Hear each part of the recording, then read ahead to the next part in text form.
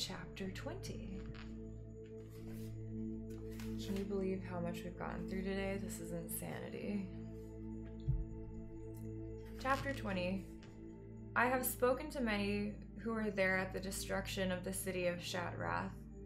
When I ask them about the event, their minds are clouded and their recall is poor. Even Drekthar, who remembers so much with astonishing clarity, stammers and hesitates when asked to recall the details. It is as though the demonic blood fresh in their mouths, those who drank can remember only the fury they felt and not what they did in its grasp. And even those who did not drink, that small handful of which Drekthar is a member, even they cannot summon details to mind. It is as if such an atrocity was so horrific that it wants to be forgotten. That some Draenei survived the assault is not in doubt. I have seen the sad, pathetic things that were once the glorious Draenei with my own eyes, wandering forlornly here in Azeroth, soft and shattered, crying for home. These lost ones are to be pitied. So it is that this account is vague, and I regret it. Such a moment, dark though it may be, should not be forgotten or glossed over, but such is the chronicler's challenge. The orcs charged down the trail, burning with a feral need to destroy. Some were so overflowing with rage and hatred that they took swipes at the very rocks as they passed them. Some bellowed their fury. Others were grimly, deathly silent, all their energies contained and simmering, ready to be released at the proper moment. During that long run, Durotan was more afraid of his own people, of individuals that he had once called friend, than of any ogre wielding a club, or any herd of talbuks, or any enraged, attacking Draenei. He was cold with sweat, shaking in his boots, but not from any fear for himself. His fear was for what would happen next, not to the Draenei, for their destiny was surely already written, but to the orcs. He could not bring himself in those moments, as they were running to Shatrath, to call them the Horde. At one point, a horrible rumbling knocked them all off their feet. As they clambered upright, they turned and looked back to where they had come. It looked as if the mountain had exploded. Liquid fire was belching into the night sky, hurtling upward, then falling and splattering down the jagged peak. It radiated and glowed like the demon blood that the orcs had just drank, although its hue was orange-yellow and not an eerie green. More and more molten stone was spewed from the mountain. It was a glorious, mesmerizing, and horrific sight. The orcs took it as a sign, and a cheer erupted from their ranks.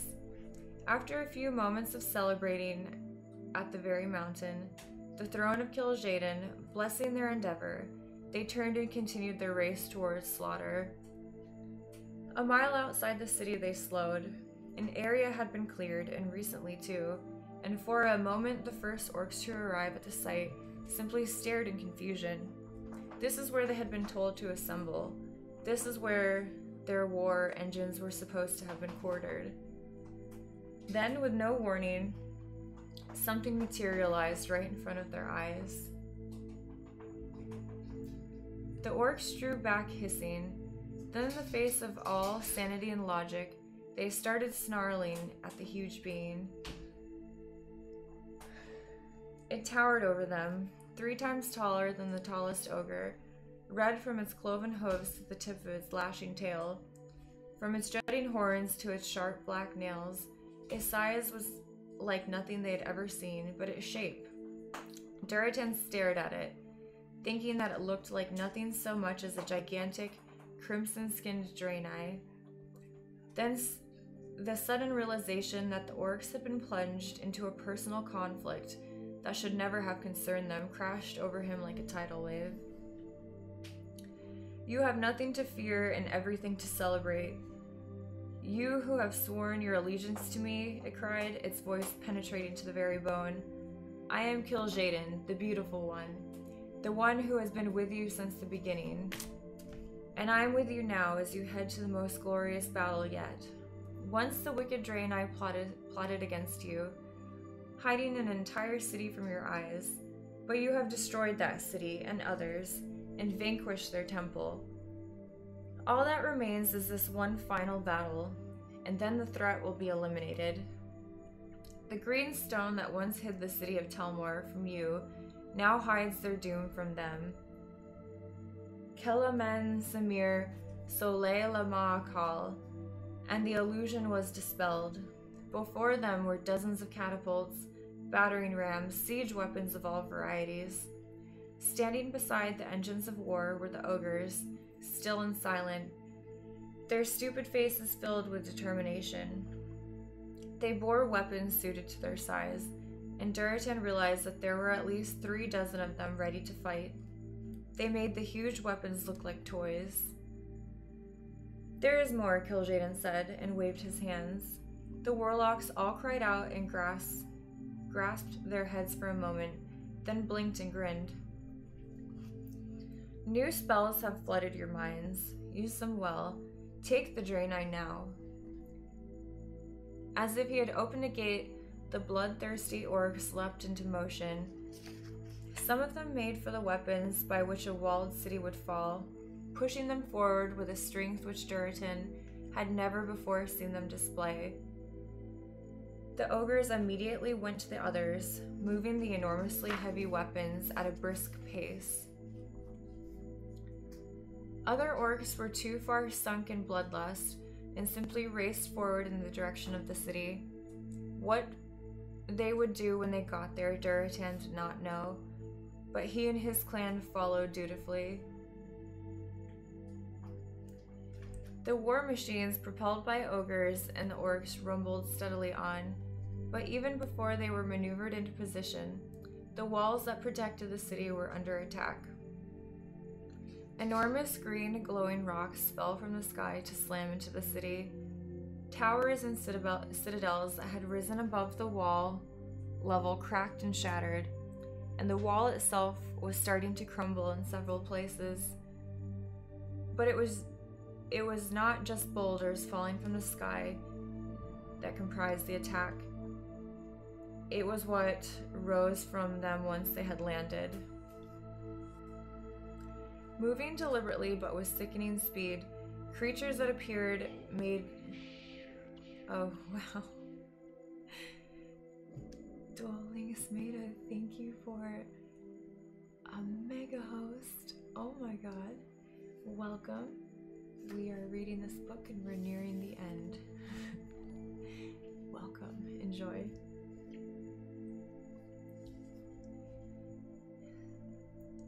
Moving deliberately but with sickening speed, creatures that appeared made of the same glowing green stone got to their feet and charged. They hammered at the wall, joined now by more mundane stones hurled by the catapults, and huge tree trunks rammed into the great gate door. The 2 ogres were pounding on the door with their clubs, and the timber shuddered. From within, Duratan could hear cries of fury and horror as the Draenei tried to battle the creatures. Infernals, as he heard one warlock refer to them. Most of the warlocks were using these new servants, but a few still had the smaller, more familiar creatures obeying their commands. The city could not last long under such an assault. With a mighty crash, an entire section of stone wall crumbled. The tide of crazed orcs and bellowing ogres swarmed through the breach thus created, shrieking and swinging weapons. Duratan remained where he was, rooted to the earth, watching as the orcs fought and killed and died. The rage and fury he had seen them display before in the thick of battle was nothing compared to what he saw now. There was no strategy, no attempt at defense, no calls for retreat when retreat was necessary. There was nothing more than murder and slaughter, dealing death and receiving it, stupidly rushing into dead ends where traps had been laid. Such was to be expected from the ogres, as they fell heavily, blood streaming from their bodies. Duritan did not mourn them, but the orcs, they were beyond caring about anything but the sensation of their own blood singing in their veins and the battle cries pouring from their throats. I said hi to the raid. I said thank you. That's a mega raid. I thank you very much. We're doing story time. Dozens, no, hundreds would die this night. The casualties would render the city unlivable. Come sunrise, blue and green bodies would litter the streets. But for now, it was carnage and chaos in the very depths of insanity. Duritan swung his axe because it was fight or die, and even now, even though he knew his people were on a dark road, he did not wish death. Kil'jaeden and Manaroth stood together, watching the green meteors that housed infernals crashing to the earth. They swarm like insects, grunted Manaroth. Kil'jaeden nodded, pleased. Indeed, it is beautiful to watch. I am well pleased. What next? Kil'jaeden turned eyes of mild surprise on his lieutenant. Next? There is no next, at least not here. The orcs have fulfilled my purpose. They burn with your blood, my friend. It will consume them eventually, unless they have an outlet for it. And that outlet is only to be found in slaughtering every last Draenei on the face of this world. He watched as fire joined the glowing green hue in the distance. It is well that you are done here, Manaroth said. Archimonde mutters that you are wasting time, and our master wishes us elsewhere. Kil'jaeden sighed. You speak the truth. Sargeras hungers, and he has been very patient with me. I do regret one thing, that I won't be watching as they gut Valen. Ah well, enough to know that it happened. Let us leave this place.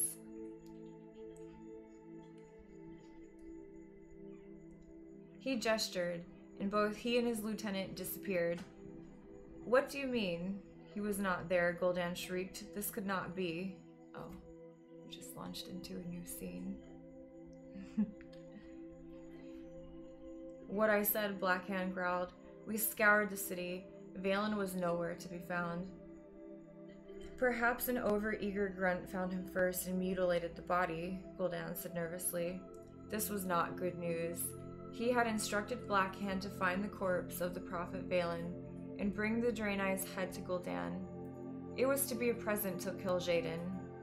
Possible, even likely, Blackhand said, but from what you told me, even if his body had been hacked to pieces, he could not have been mistaken for an ordinary Draenei.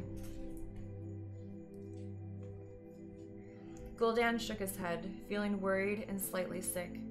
The Draenei had blue skin and black hair. Valen, their prophet, had pale white skin and white hair. As long as a piece of his skin remained whole, he could be identified. You scoured the city. Blackhand's brows drew together. I told you we did, he said darkly. His breath started to quicken and his eyes turned even redder as anger rose in him. Gul'dan nodded. Besotted though the orcs were by bloodlust, they would not have failed to search for the body most coveted by their leader. The reward would be too great. The anger if it were overlooked and discovered later too furious. Somehow Valen had escaped. That meant that there were probably other Draenei out there. In a sudden panic that made his heart race, he wondered just how many he had let slip through his fingers, and where in this wide, wide world they had gone. Once Valen had an entire temple filled with acolytes and priests and servants in which to meditate and pray. Now he was in a small room, one of only a handful who even had their own room. He held the violet crystal in his hand, and tears poured silent and unheeded down his face. He watched the fall of the city. He had wanted to stay, to lend his own not inconsiderable magic to the fray. But that path would have meant death, not merely his own, but that of his people. They did not need a marshal now. The orcs, their systems permeated with demonic blood, burned with a lust for killing that would not be sated, even if they slew every last Draenei in Draenor. They would never be sated until death stiffened their corpses. Kil'jaeden and Sargeras's burning legion of demonic forces owned them now. The orcs had numbers, ogres, warlocks, and a fury that would take them physically and emotionally to a place where no rational mind would dare travel. There was nothing Valen could do but let the city fall, for there was nothing he could do that could possibly save it. Nor could the orcs be saved. The only flicker of hope for their eventual redemption of the Horde lay in the single clan who had not drunk the blood, had not made the pact, whose minds and hearts were still their own. Some 80 orcs, and that was all. 80 to stand against over a dozen other clans, most much larger than they, whose war chief was the worst of them all. The orcs would be treated as maddened beasts now, whenever any Draenei chanced upon them, things to be put down quickly and mercifully, with the understanding that while the orcs did not fully know what they did, they must die regardless.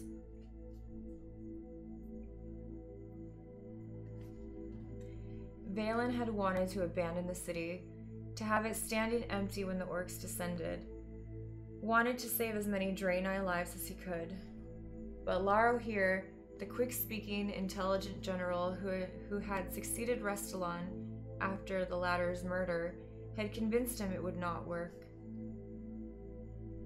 If there is an insufficient number of Draenei to slaughter, Laro here said, his voice soft and compassionate, but yet hard as steel, then the lust that consumes them will not be sated temporarily. They will still hunger and catch our scent while it was new, and track us down. Those who flee will die. They must believe that they have slain most of us, and in order for them to believe that, it must be true. Valen had stared in horror. You would have me send my people to knowingly be slaughtered. All but a handful of us know what we fled on, Argus, said Laro here. We remember it. We remember what Kil'jaeden did, and what happened to our people. We will, happily die to preserve even a handful of our race uncorrupted. Valen had looked down then, his heart aching. If the orcs believe they have slain us, except for a trivial handful, then Kil'jaeden will be satisfied. He will depart. The orcs will suffer greatly, said Laro here, and did not look displeased. After what the orcs had done to the Draenei recently, Valen could not blame him. They will, and I have no doubt that they will continue to track us down. But the methods they use to track a few dozen will be different than if they suspect there are a few hundred of us remaining, said Laro here. It is to our advantage to appear as scattered and helpless as possible. Valen looked up at Laro here, haunted. It is easy for you to speak so, but the decision is not yours, it is mine. I must be the one to say, you and your family will come with me and live, but you and your family, you will stay behind and let demon-crazed orcs tear you to pieces and anoint themselves with your blood. Laro here said nothing. There was nothing to say. Valen had spoken with each of his people he had chosen to send to die. He had embraced them and blessed them. He had taken items that meant something to them and promised to see that these things survived. He had watched as stoic and dried-eyed these walking dead had repaired their armor and sharpened their swords, as if the outcome was actually in question. And he had watched as they marched off, singing the ancient songs, to enclose themselves behind a walled city and wait for mace or axe or spear to end their lives. Valen could not go with them. He had unique abilities, and if the Draenei were to survive, he needed to as well. But he had used the crystal to watch every moment of the battle, and the pain he felt was searing and yet purifying. None of these people would have died in vain. The orcs did not know about the Sanger Marsh. They had not yet sniffed out this hiding place, and if Valen had anything to say about it, they never would. Here, the best Draenei minds would continue to devise ways to harness energies and direct them, to keep safe the handful who had survived. Here they would regroup and recover, heal and wait and pray they had at last tricked Kil'jaeden, the deceiver, and escaped his terrible gaze. The orcs had captured 3 of the stones, but Valen still had 4. Fortune's Smile, Eye of the Storm, Shield of the Naru, and of course Spirit Song. And although this link with the Naru was tenuous, K'uri yet lived. Even as tears spilled down his white face to drop on the surface of the violet crystal, even as he grieved the utterly tragic loss of so many lives, Valen, prophet of the Draenei, felt hope stirring inside of him.